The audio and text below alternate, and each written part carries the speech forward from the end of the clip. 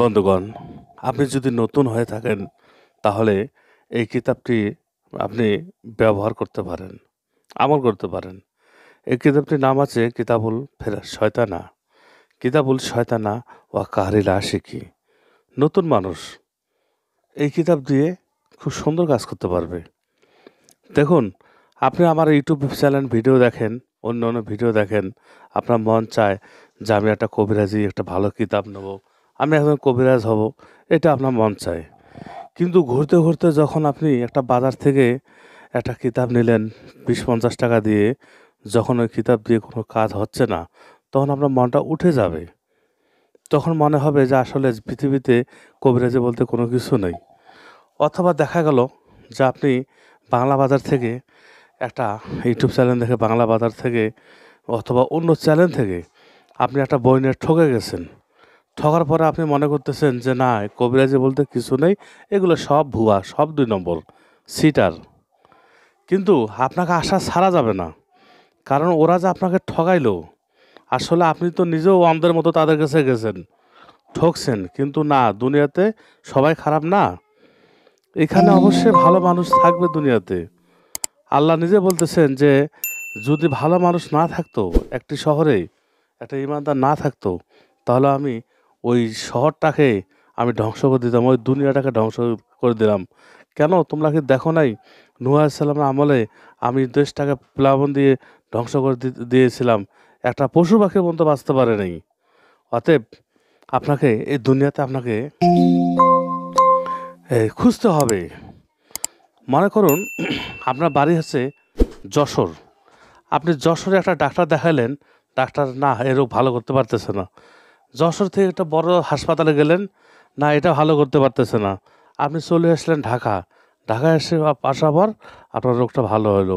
অথবা ঢাকা থেকেও ভালো হলো না, আপনি নিয়ে গেলেন বিদেশে, তখন ভালো হলো। অতএব আপনি যে প্রথমে এটা ভাবতেন যে আমাকে বিদেশে যেতে হবে অথবা ঢাকায় চিকিৎসা করতে হবে, প্রথমে ভালো হয়ে যেত। যত ঠকবেন দুনিয়াতে ততটা আপনার জ্ঞান অর্জন হবে, ততটা আপনার মধ্যে আসবে। আপনি একবার ঠকছেন তা কি, আপনি আবার খুঁজুন। সত্যের সন্ধানে আপনাকে ঘুরতে হবে যে কোথায় গেলে আমি সঠিক কিতাব পাবো, কে আমার ওস্তাদ হবে, সে ওস্তাদের কাছে পৌঁছে যাবেন।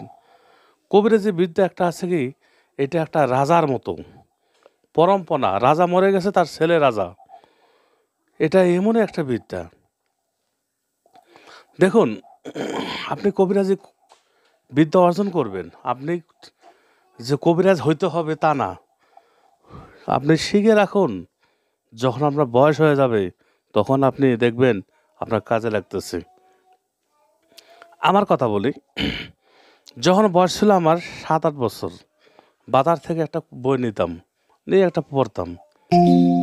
আবার বিভিন্ন রকম বই নিতাম, বিভিন্ন রকম মানুষ শিক্ষা অর্জন করতাম। এগুলো আমার কোনো কাজে আসতো না। কেন আসতো না? আমি তো ছোট, আমার তো বউ বাচ্চা নাই যে আমার কামাই করতে হবে। আর ছোট মানুষ, আমাকে কে বা বিশ্বাস করে যে কবিরাজ হিসেবে? যখন আস্তে আস্তে আমার বয়স হয়ে গেল, কিছু বই যখন আমি রেখে দিয়েছিলাম আমার ঘরে, যখন বয়স হয়ে গেল তখন আমার কাজে লাগতেছে, এখন কাজে লাগতেছে। দেখুন, আপনি যদি আপনি কবিরাজি বিদ্যা যদি জানা থাকে আপনার, তাহলে কোথাও গেলে আপনি ঠকবেন না, আপনাকে কেউ ঠকাতে পারবে না, বরং আপনি তাদেরকে শাস্তি দিয়ে আসতে পারবেন। আমি যেমন একদিন এক জায়গায় গিয়েছিলাম, তো আমাকে অনেকজন বলতেছিল যে ভূত বলতে কোনো কিছু নাই, জিন বলতে নাই। সবাই, মানে সবাই, সবাই কলেজের স্টুডেন্ট ছিল, শিক্ষিত সবাই, ওরা এক জায়গা হয়ে গেল সবগুলো, আর আমি একা হয়ে গেলাম, আমি নিরুপায় হয়ে গেলাম। মানে ওরা যা বলতেছে এটা তাই আমি শুনতেছি, জিন বলতে কিছু নাই, ভূত পেত্তেনে বলতে কিছু নাই। তো ঠিক আছে, তখন আমি দাঁড়িয়ে গেলাম যে জিন ভূত আছে কিনা আমি আপনাদের দেখাবো, কে দেখতে চান? অন্তত না হলে ২০ জন ছেলে। বন্ধুগণ, ভিডিও শেষ হয়ে গেছে।